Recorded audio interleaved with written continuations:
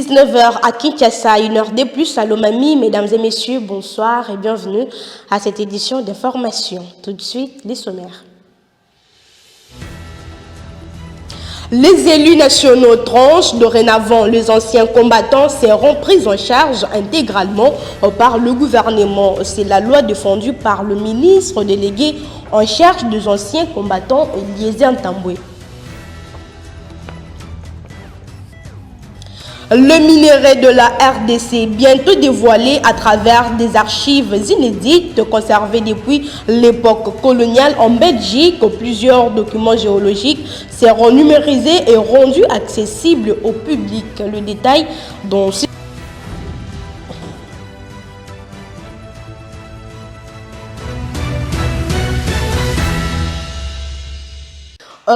ouvrant ce journal par la diplomatie, la République démocratique du Congo a officiellement lancé sa présidence du Conseil de sécurité des Nations Unies pour le mois de juillet 2026 à l'occasion d'une conférence de presse inaugurale tenue le 1er juillet 2026 au siège de l'ONU à New York. Le représentant permanent de la RDC auprès des Nations Unies, le président du Conseil de sécurité pour le mois de juillet, Zeno Mukongo, a présenté les grandes priorités ainsi que le programme de travail du Conseil. On l'écoute dans ses propos recueillis par votre rédaction. La République démocratique du Congo est profondément honorée d'assumer la présidence du Conseil de sécurité au cours de son mandat actuel en tant que membre élu. Cette présidence revêt une signification particulière pour mon pays, marquant son retour au Conseil près de 3 décennies après la fin de son précédent mandat en 1991. Nous abordons donc cette responsabilité avec un profond sens du devoir et de l'humilité, pleinement conscient des attentes placées dans le Conseil à un moment où la paix et la sécurité internationale font face à des défis multiples et complexes. Depuis son entrée au Conseil, la République démocratique du Congo s'est efforcée de contribuer de manière constructive à ces travaux en favorisant le dialogue, en encourageant le consensus et en promouvant un engagement de principe au service des buts et principes de la Charte des Nations Unies. Le 22 juillet se tiendra notre événement phare, un débat public de haut niveau sur le thème gouvernance des ressources naturelles, fondement de la paix, de la sécurité et de la prospérité dans le maintien de la paix et de la sécurité internationale. Cette réunion sera présidée par son Excellence M. Félix Antoine Tshisekedi Tshilombo, président de la République démocratique du Congo. La République démocratique du Congo estime que l'exploitation continue des ressources naturelles comme moteur de conflit rend cette discussion à la fois opportune et nécessaire. Nous espérons que ce débat encouragera les États membres à identifier des moyens pratiques par lesquels une gouvernance responsable et transparente des ressources naturelles peut contribuer à une paix, une sécurité et un développement durable. Nous invitons chaleureusement toutes les délégations à y participer à un plus haut niveau possible. Le 23 juillet plutôt, se tiendra un débat public sur le maintien de la paix et de la sécurité internationale, axé sur le règlement pacifique des différends, conformément à la résolution 2788. Il s'agit d'un débat public mandaté. Pour la 5e semaine du 27 au 31 juillet, le 28 juillet, le Conseil tiendra un débat public sur le Moyen-Orient. Le 29 juillet, un créneau a été réservé pour l'éventuelle adoption de la résolution 2745 relative au régime de sanctions concernant la République centrafricaine, suivi de consultations sur le Centre régional des Nations Unies pour la diplomatie préventive en Asie centrale. Le 31 juillet, la présidence tiendra la séance mensuelle de bilan à 15 heures. Autre chose, à l'Assemblée nationale, les députés ont déclaré recevable le projet de loi portant statut des anciens combattants porté par le gouvernement à travers le ministre délégué en charge des anciens combattants, Eliezer Tamboué. Ces textes visent à doter la République d'un cadre légal garantissant la reconnaissance, la protection et la prise en charge des anciens combattants ainsi que leurs ayants droit. Suivez. Tournant historique, l'Assemblée nationale juge recevable le projet de loi portant statut des anciens combattants.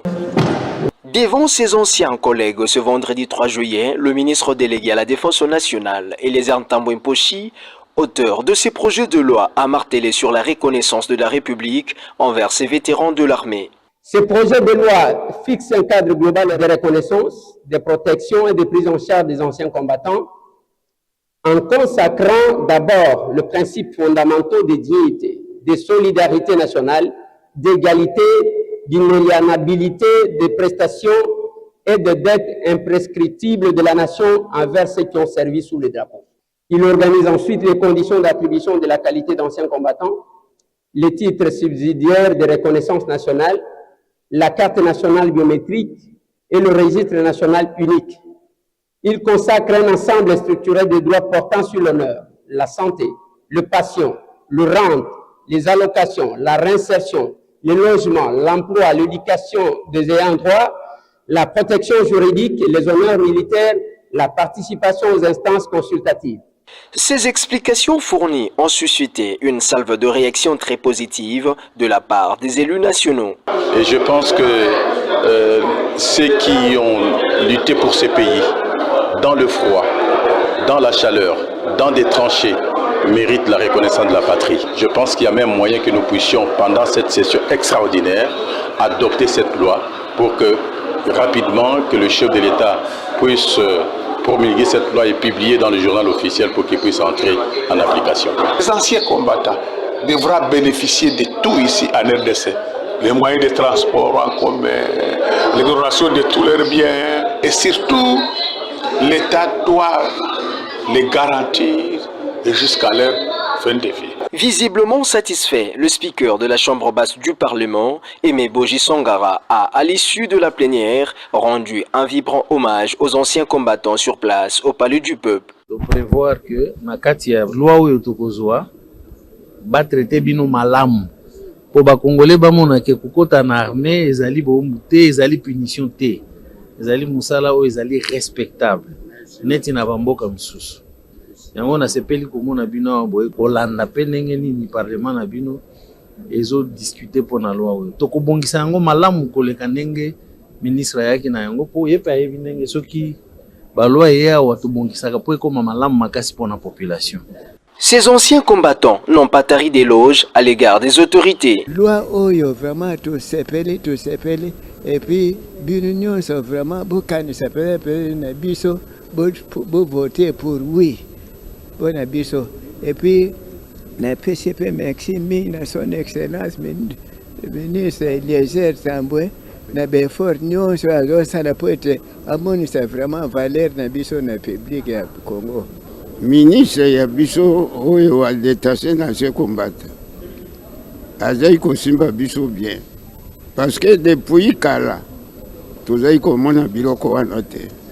Tango bati na détaché na ce combattant to bandi comme na moi clair aya akate kotala biso na ndako ministre atiki bureau climatisé mais azai koya utala ka biso bampaka na ndako. Par rapport à la loi, je pense que c'était nécessaire. Nous avons travaillé pour le pays, nous étions encore jeunes. J'étais très contente. Je pense que ça sera bien. C'est pas seulement pour nous, et surtout que même ceux qui vont venir après nous vont bénéficier de cette loi-là. Le texte ainsi adopté est renvoyé à la commission mixte défense, sécurité et socioculturelle pour une lecture approfondie durant 3 jours. À l'approche des manifestations annoncées par l'opposition, le gouvernement renforce son dispositif sécuritaire réuni autour du vice-premier ministre de l'Intérieur, le gouverneur de la ville de Kinshasa, Daniel Bumba, le responsable du service de défense et de sécurité ont arrêté plusieurs mesures pour préserver l'ordre public et prévenir toute action jugée subversive dans un contexte marqué par le défi sécuritaire auquel fait face la RDC. Le gouvernement a pris toutes les dispositions nécessaires pour garantir la sécurité des populations et maintenir l'ordre public. Cette décision intervient dans un contexte marqué par l'annonce des manifestations de l'opposition et par la situation sécuritaire persistante dans l'est du pays. Ce samedi 4 juillet, le vice-premier ministre, ministre de l'Intérieur, Sécurité, décentralisation et affaires coutumières, Chabaniluko Biango Jacquemin, a réuni les responsables des services de sécurité ainsi que le gouverneur de la ville de Kinshasa, Daniel Bumba, pour évaluer la situation sécuritaire sur l'ensemble du territoire national et prendre des dispositions nécessaires. Au cours de cette réunion, ils ont examiné les mesures à mettre en œuvre pour assurer la protection des citoyens et préserver la quiétude publique conformément aux lois de la République. À l'issue des échanges, plusieurs recommandations et décisions ont été arrêtées afin de renforcer le dispositif sécuritaire. Le gouvernement indique que les forces de défense et de sécurité sont mobilisées pour prévenir et empêcher toute action qualifiée de subversive, particulièrement dans un contexte où la République démocratique du Congo fait face à l'agression et à l'occupation d'une partie de son territoire par l'armée rwandaise. Nous avons d'abord pris acte du report de l'activité prévue pour la date du 8 qui est portée au 22.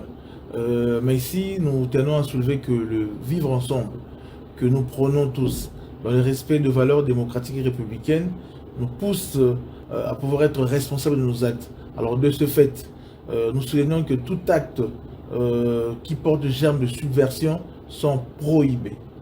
Et par ailleurs, les forces de défense et de sécurité seront là pour préserver la quiétude dans la ville de Kinshasa. Nous profitons de l'occasion pour assurer l'opinion tant nationale qu'internationale que tout en accompagnant dans un esprit républicain et démocratique les manifestations, mais nous voulons aussi rassurer ici que tout doit se faire dans les normes établies selon les lois et les règlements de la République, mais également en assurant aussi la liberté aux paisibles citoyens qui veulent bien vaquer à autre chose. Les autorités appellent ainsi la population au calme et au respect des lois, tout en réaffirmant leur engagement à garantir la sécurité des personnes et de leurs biens sur l'ensemble du territoire national. Reçu lundi 6 juillet à Bujumbura par le président burundais et président en exercice de l'Union africaine, la coalition de l'opposition C64 a plaidé pour la tenue d'un dialogue national inclusif afin de sortir la RDC de la crise politique, sécuritaire et institutionnelle. Le représentant de la C64 et des confessions religieuses ont également pris part aux consultations, insistant sur l'unité nationale, la cohésion, le respect des institutions. Le président burundais a salué l'engagement de participants en faveur de la paix, de la stabilité et de la sécurité dans la région des Grands Lacs. Nous y reviendrons avec force et détail. Lutte contre l'insalubrité à Kinshasa, la commune d'Ingaba se vaut la bonne élève avec le lancement le dimanche dernier dans 3 avenues de l'opération évacuation des immondices, prospection et désinfection des parcelles, mais également sensibilisation à la gestion des immondices domestiques par la police de l'environnement de la commune d'Ingaba. Plusieurs habitations ont connu la prospection du dit service afin de lutter contre l'insalubrité à la satisfaction de la population qui a tenu à rendre un vibrant hommage au chef de l'État, au gouverneur de la ville de Kinshasa, mais aussi au bourgmestre de la commune d'Ingaba. Je vous propose de le suivre tour à tour dans ses propos recueillis.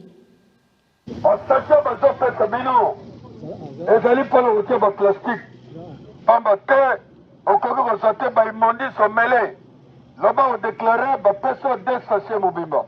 Mais tant aux autres, alors l'État, on connaît le bois comme un petit boité. On a abonné, les alliés ONG pour tous, pour le ressources à Bissot.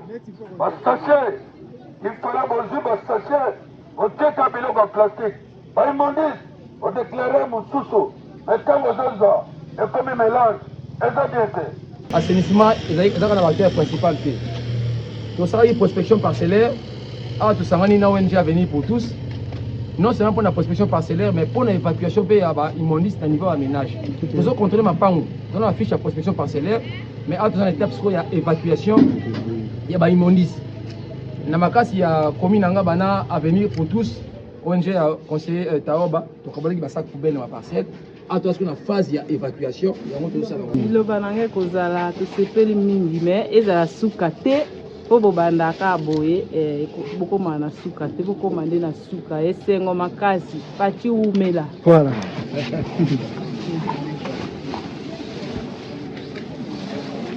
Zali awa na kati ya lupango pour la production parcellaire en même temps toujours procéder à évacuation ba immondice mais tout ce qui va wana te tout ça une équipe il y a désinfection tout ça pour désinfecter la parcelle awa donc nous allons ça ma paix na accompagnement il y a ONG à venir pour tous on doit travailler ensemble commune na ONG à venir pour tous dans l'opération il y a prospection parcellaire évacuation de l'immondice et puis opération il y a lutte antivectorielle ah ils allaient toujours désinfecter ma femme donc tout ça complet équipement ils allaient avoir toujours quand bientôt pour tout ça là opération à désinfecter ma toilette.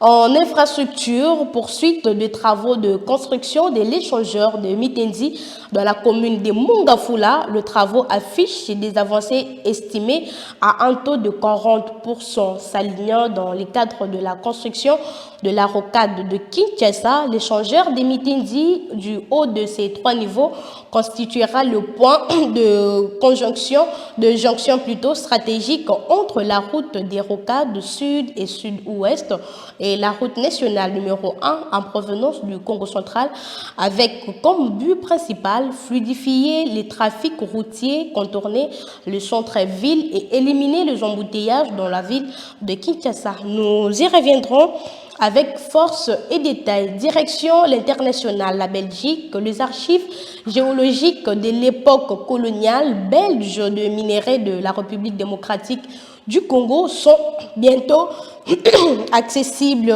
au public et conservés au musée des Tervuren en Belgique. Ces documents qui retracent plusieurs décennies d'exploration du sous-sol congolais seront numérisés par la Belgique dans un délai de 5 ans afin de soutenir la recherche scientifique et le développement économique de la RDC. Regardez.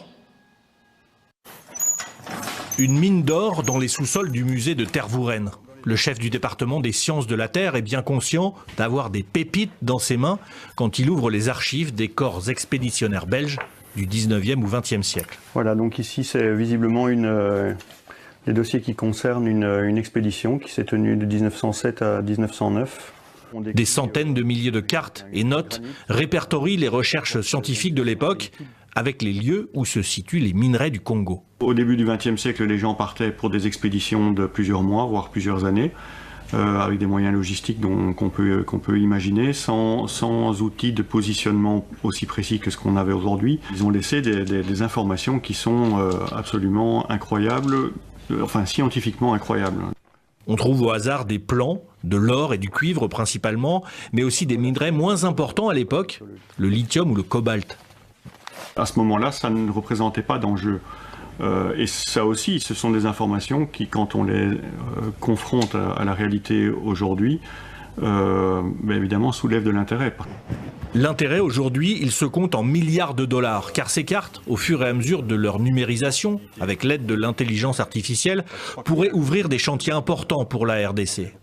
Les Congolais cherchent à obtenir ces informations et ont même signé un contrat avec la société américaine Cobalt Metals, une entreprise privée spécialisée dans l'IA qui promet de numériser toutes ces archives et les livrer au public, notamment pour permettre aux investisseurs de se positionner sur l'extraction minière dans le sous-sol congolais.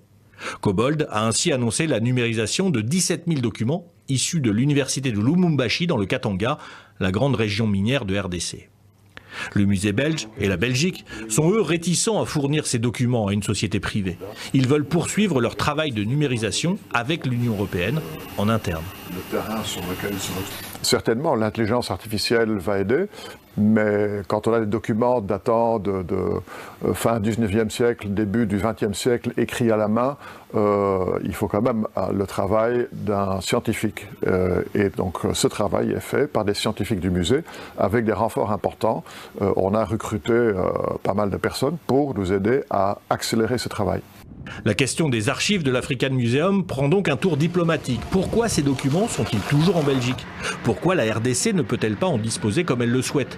Question juridique et diplomatique et convoitise économique à l'heure de l'expansion extractiviste en RDC. Loin de la RDC au Sénégal, rupture totale entre deux anciens compagnons, Ousmane Sonko et Bassirou Diomaye Faye, qui annonce la création de son propre parti politique, une annonce faite devant plus de 300 maires de sa coalition réunis au Palais de la République, une décision qui creuse la distance avec son ancien mentor et les PASTEF, alors que les députés viennent de voter une réforme constitutionnelle qui pourrait empêcher le président de diriger un parti. Images et commentaires. Au Sénégal, le président Bassirou Diomaye Faye se prépare à créer son propre parti politique.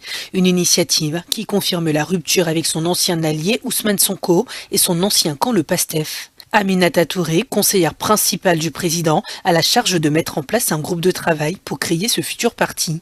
Jusqu'à présent, Bassirou Diomaye Faye était membre du PASTEF, le parti au pouvoir, dirigé par Ousmane Sonko, qui occupait le poste de Premier ministre. Il a été limogé en mai dernier, mettant fin à plusieurs mois de désaccords et de piques indirectes entre les deux anciens partenaires.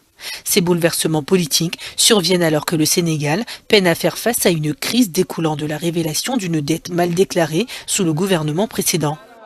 À présent, les deux dirigeants se préparent aux élections locales prévues en 2027 qui permettront de mesurer le soutien dont chacun d'eux bénéficie à travers le pays alors que la rupture entre eux semble désormais définitive. Pour boucler ce journal en note sportive, scandale au mondial FIFA 2026 après l'annulation unilatérale du carton rouge de l'attaquant américain Folarin Balogun après l'intervention téléphonique de Donald Trump la veille du match États-Unis face à la Belgique, suspendu pour une semelle dangereuse sur la cheville du joueur bosnien Tariq en 16e de finale. La star américaine de l'équipe nationale voit sa sanction levée comme par un simple bâton magique, décision qui a choqué le monde de football qui crie l'immixtion politique en football. Le détail dans cet élément. Je ne savais pas que dans les bureaux de la FIFA, le 5 juillet correspondait au 1er avril en Europe. Si le sélectionneur belge est remonté, c'est parce que la FIFA vient d'annuler la suspension de l'attaquant américain Folarin Balogun le 5 juillet après une intervention de Donald Trump. And that wasn't a foul. So, yes, I asked for a review by FIFA. Je pense qu'il faut se référer au communiqué de ma fédération, de la fédération belge. Elle ne se défend pas elle-même, elle ne défend pas l'équipe nationale, elle défend le football en général, elle défend son intégrité, elle défend son éthique. La Belgique joue contre les États-Unis le 6 juillet et ça aurait dû être sans le meilleur buteur de la team USA, suspendu pour un match après avoir reçu un carton rouge lors de la rencontre face à la Bosnie-Herzégovine le 1er juillet. Mais, selon le New York Times et d'autres médias, Donald Trump a personnellement appelé le patron de la Fédération internationale de football, Gianni Infantino. Et lors de cet appel, il aurait réclamé une révision de la suspension du joueur national. We celebrate all that decision. We were punished enough against Bosnia-Herzegovina to play with 10 men, 30 minutes, in a decision that was completely unfair. That was an unfair red card. Pour justifier cette décision, la FIFA a invoqué l'article 27 de son code disciplinaire. Il permet d'aménager la suspension automatique d'un match après un carton rouge en une suspension assortie d'une période probatoire d'1 an. If Folarin Balogun commits another infringement of similar nature and gravity during the probationary period, the suspension shall be revoked and the sanction enforced. Cette décision rarissime, prise pour la dernière fois en 1962, est saluée par ses coéquipiers. For us, it gives us a boost. We're really excited. He's been so good for us this tournament. Mais dans le monde du football, elle fait beaucoup réagir. Sur X, l'ancien président de la FIFA, Sepp Blatter, s'est notamment étonné de cette décision. Les cartons rouges ne sont pas annulés par des appels téléphoniques politiques. Ils sont annulés par des règles, des preuves et des organismes indépendants. VAR got involved, and obviously 3 people from VAR and the referee checked it were then the opinion that it was a red card, so it's a decision is made. Who overturns this decision and when? We just want to have consistency in the decisions. What about the next red card? What happens then? Is there going to be some committee somewhere that is going to take that card away? So it's a bad decision that will hurt the World Cup. If they win, that will hang in the balance. Si réellement il a suffi de quelques coups de téléphone perdus pour pouvoir obtenir une décision aussi incompréhensible de la part de la FIFA, alors ça pose de sérieuses questions, ça remet en cause les fondamentaux les plus basiques du football et du sport. Pour l'UEFA, l'association qui regroupe les fédérations de football européennes, la FIFA a franchi une ligne rouge en suspendant en plein mondial le carton rouge, même si elle ne fait pas explicitement allusion au coup de fil passé par le président américain Donald Trump dans son communiqué.